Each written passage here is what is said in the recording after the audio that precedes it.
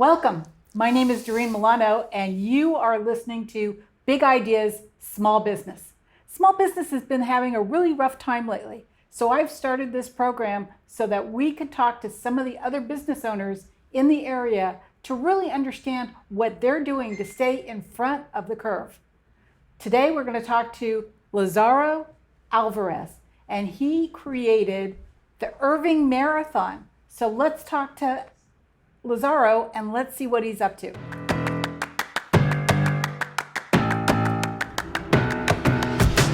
You're tuned in to Big Ideas, Small Business with Doreen Milano. Doreen brings energy, focus, and creativity with the most cutting-edge tools and systems needed to grow business, drive profits, and achieve dreams. Ready to rise? Here's your host, Doreen Milano. Welcome, Lazaro. Well, thank you for having me here, Doreen. It's a pleasure, and thank you for thinking of us for this special. So tell me, why the Irving Marathon? What was the inspiration behind that? It's from childhood, I would say. I came to the United States when I was 13 years old from El Salvador to Austin Middle School in Irving, where I ran track. Then in high school, at Irving High School, I ran track as well. Later on, I got a scholarship to go down by San Antonio at Schreiner University, and they did not have a track or cross-country team. And we worked it out to where the next year there was a cross-country team. So I kept running through college. Shortly after graduating, I was back in Irving, and I was working full-time.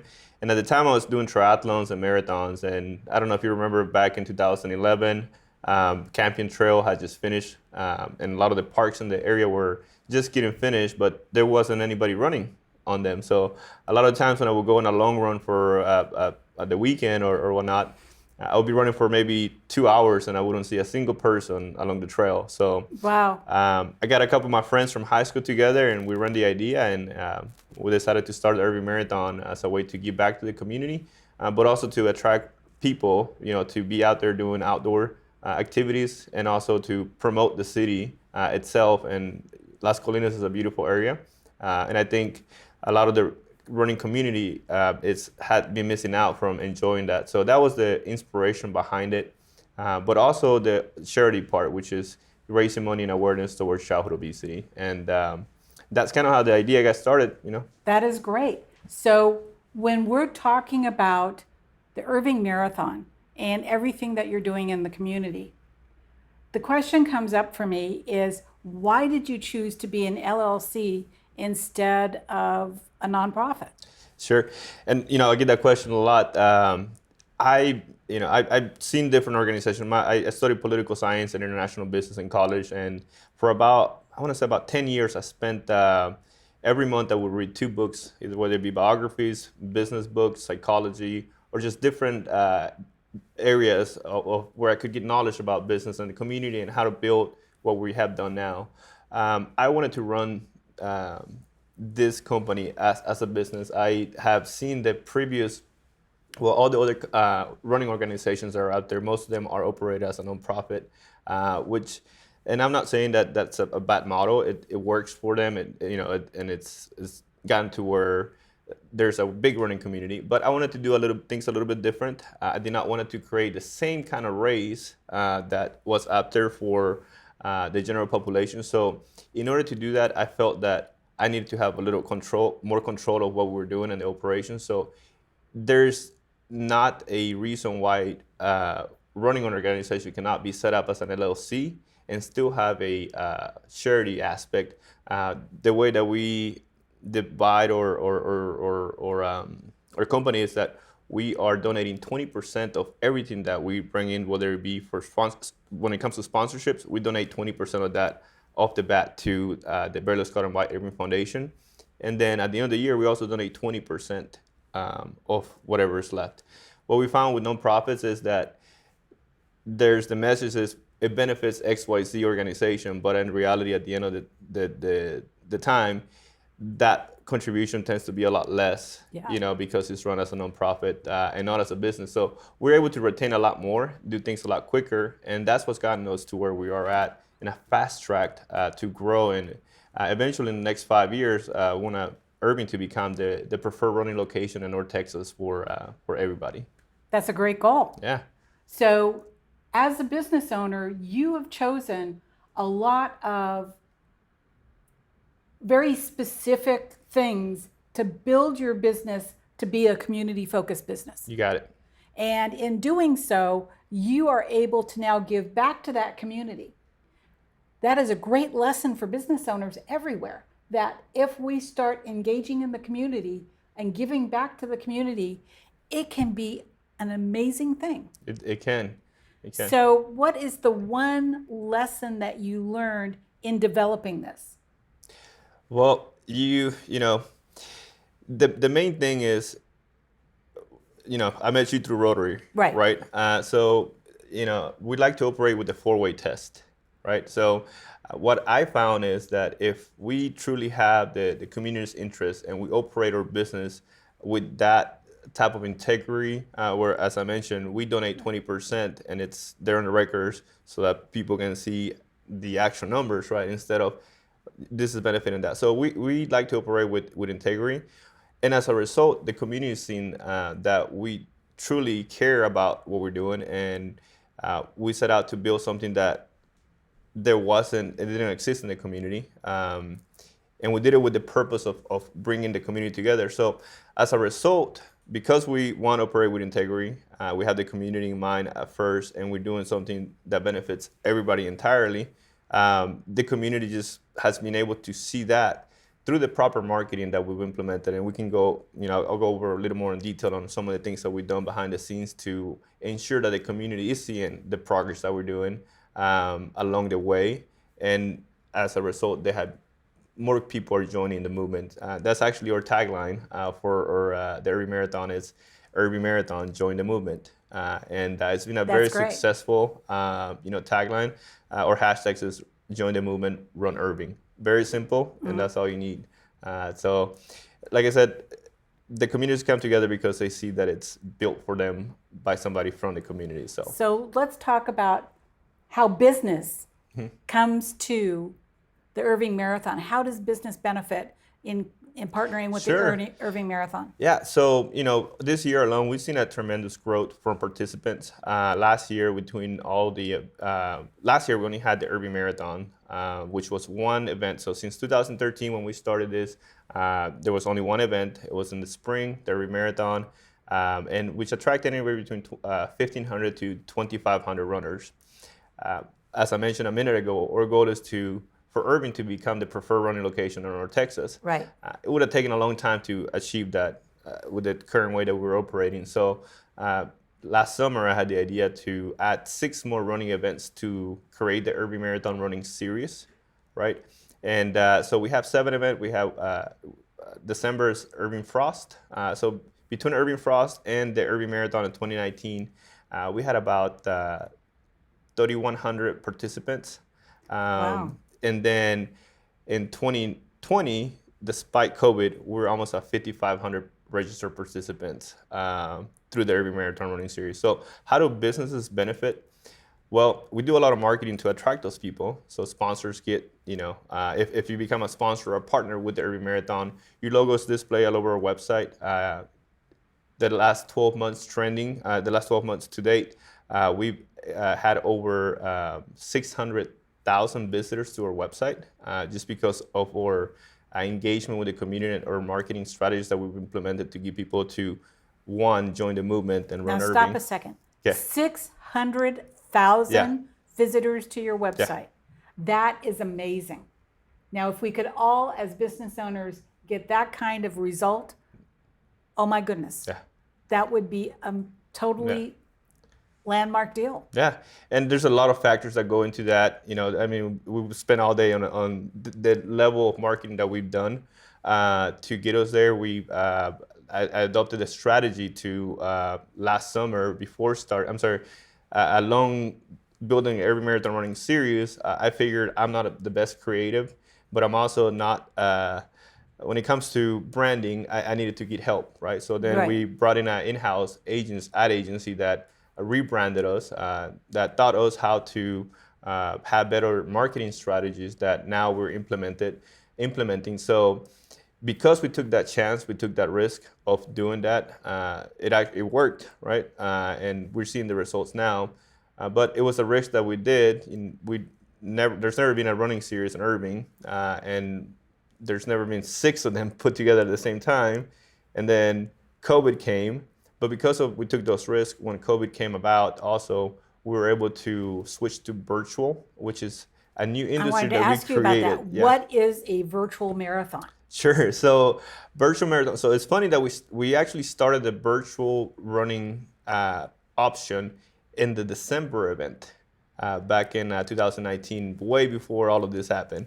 We actually sold 20 virtual units that were shipped. So the way it works for the virtual running is you sign up for the race.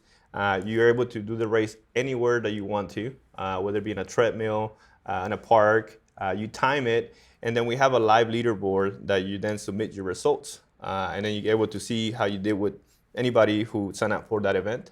We take the honor system, which runners, if you know runners, most runners are going to be very honest, Right. And we do care about our time, so there's no issue there. But what we do as a running organization is we ship the items that you would originally get at race day, like the medal, the running shirt, the bib, running bag, all the items that you would have gotten. We call it swag. Right. We ship it to you, and then you do the race, you submit your results, and that's a virtual run.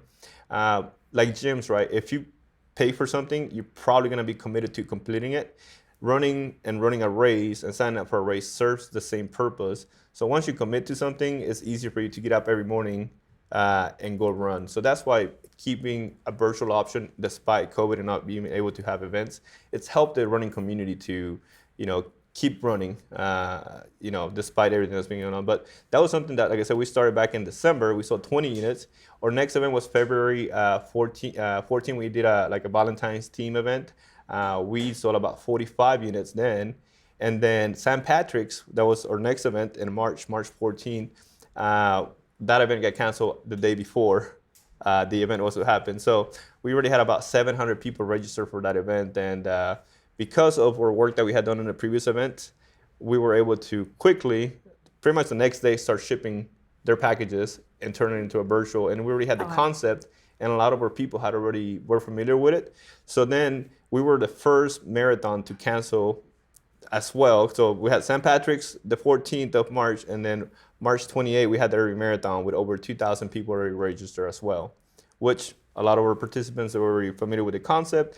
We adapted that, we made that a thing, and then, we were the first ones to do it. So almost every single other event across the nation, if not the world, follow the same principle that we use for the virtual. And now the Boston Marathon is being run in September as a virtual option using the exact same parameters that we instill back in March.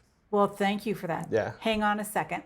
Everybody, we're going to take a break. When we come back, we're going to find out what goes on behind the scenes of the Irving Marathon. So join us in a couple minutes. Thank you.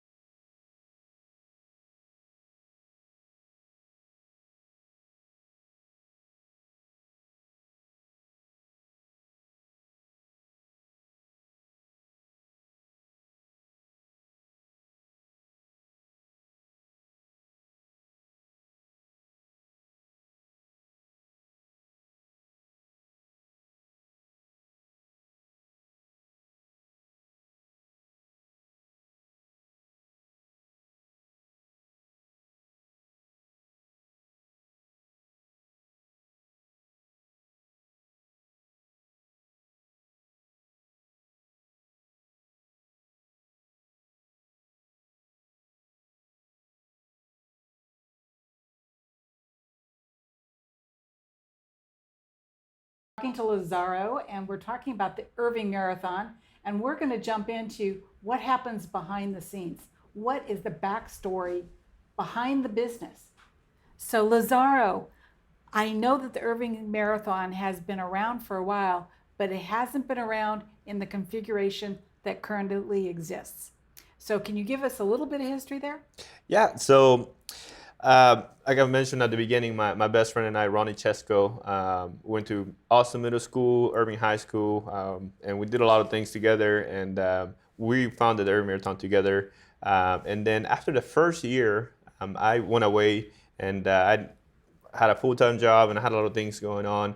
So he ran the event until 2018, and at the end of 2018, I resumed again the Irving Marathon and took full control back. And what we wanted to do was to implement a different way of doing events than what was traditionally seen out there. We were also very fortunate at the time that Toyota Music Factory had just finished construction. A lot of the different areas in Las Colinas are also finishing that development. So I saw that as an opportunity to create a new blueprint on creating a new running experience, a new race day experience, right? So with Toyota Music Factory, for example, being centrally located in DFW, doesn't matter if you live in Rockwall or Fort Worth, it takes about the same time to get there. The venue is made for concerts. As a matter of fact, it's the #1 concert venue in the United States, #2 in the world. So very efficient process, right? So why not use it for running as well? So with it, our participants can park there at the venue, literally just walk out, as opposed to whenever a race gets done like in a park or in a city center. Parking is, a mess and all that. Also, the area is beautiful, it's very flat, but it also has hills. So we're able to, at different races, have a race with hills, one, a flat course, especially the Irving Marathon serves as a Boston Marathon qualifier, for example. So we have to date, since we started, we've had people come from over 20 countries to run the Irving Marathon. Oh, that's great. Since all over the world, come to the Irving Marathon because it's a Boston Marathon qualifier, and it happens to be next to DFW, and it's a flat course, so it's a lot easier to qualify. So with that, like you're asking me what happens behind the scene, right? So another thing that we brought in was the photos, right? So we give the runners photos. We actually partner with Reservoir, whose bar opens into the Texas Lottery Plaza. And they serve alcohol to our runners. So whenever you get done running, you're not having to go again to a makeshift bar. You're going to an actual bar being served beer by bartenders. So it makes it very easy for that experience. And likewise, we partner with a lot of other different companies there that make the race day experience a blast. So a little shameless plug is a good thing, right? So who are some of those businesses that have sponsored you? Sure. So, I call them partners. We have different, this is truly a community event, right? So what I like to operate is I want to bring partners together that make race day and the whole event, experience easier for not only the runners, but for us organizing it and then for them. So we partner with Nosh and Bottle, for example, at Toyota Music Factory, who provides any snacks that we want to. So after the races, we either have pancakes, we either have tacos, we either have different kinds of snacks that is catered by Nosh and Bottle for all the runners, which is wonderful. It's great for them because there's about 1,000 people or more that do our events, and they get to see, Nosh and Bottle. They get to taste their food, and it happens to be right there in the venue as well. Medical City Las Colinas has been a great sponsor for us for a very long time, and they help a lot.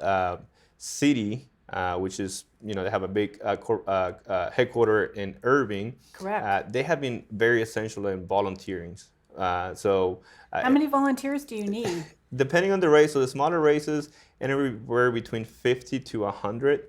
And then for the marathon, we needed anywhere between 200 to 300 volunteers. It's a big operation. That's huge. It's a huge operation. My fiance, Jacqueline Livingston, she's in charge of gathering all the volunteers and coordinating with all of them. But like I said, City's been very essential in that they have a very large workforce right there next to the place where the race takes place, and they're able to volunteer as well. So now I have some inside information, and this is really important for our audience. How many times have you, as the owner of the Irving Marathon, had to go back and do startup mode to keep the Irving Marathon healthy and vibrant? Well, almost every day. Give you an example, yesterday, one of our partners that we do business with, because of COVID, they're not around anymore. So then we had to go reinvent that wheel, yesterday, and we got it done already. So that's good. But COVID was a perfect example. As I mentioned, we had started to do virtual, but that was not gonna be. The intention was to grow that over time, right, and go that way. But because of COVID, well, we're not doing races anymore. Since March, we had 3 other events scheduled after that, and we haven't been able to have an in-person event. But we reinvented the virtual experience, and for that, we had to have a different team that took care of that, right? So no longer the team that I had together to organize in-person event. They did not have the same skills that I needed for a virtual experience, right? So got it. We had to reinvent the wheel, but because of all of our relationship that we had built with our partners, it was easy to bring together the resources that we needed to pivot into virtual. And as a result, right now, for example, we have an Oktoberfest, which Oktoberfest is a new event that has never happened before. We already have over 350 people signed up for that event.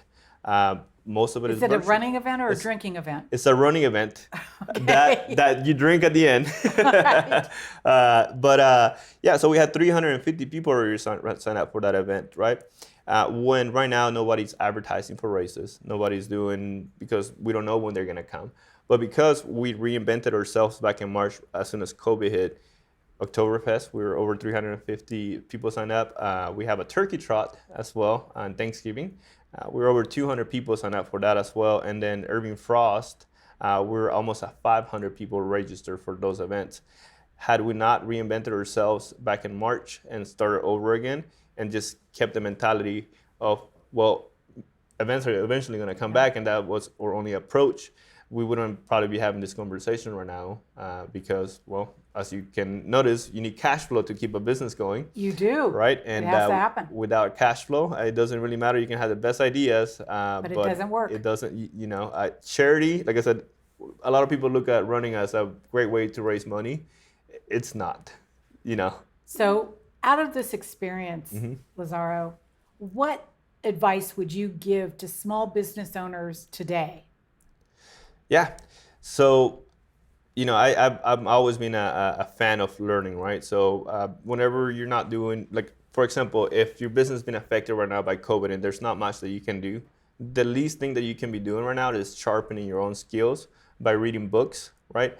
By figuring out who is doing something that is in the same industry that you're doing and what it is that they're doing.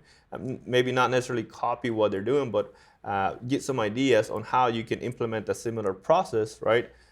Or, if you're not afraid of calling somebody, and a lot of people wouldn't mind sharing some ideas of, well, hey, how did you get that going? I've been stuck. I don't know how to make that transition. So you should never be too proud to learn again and say, well, this is not going to work for right now. Let me go this way. But then if you don't feel comfortable even doing that, and you need some advice, then just pick up the phone and call a fellow colleague or somebody that you might know. Or it doesn't even have to even be somebody that's in that same industry. Correct. There's a lot of business coaches. Yeah, there's a lot of business owners. I'm part of this organization called Entrepreneurs Organization.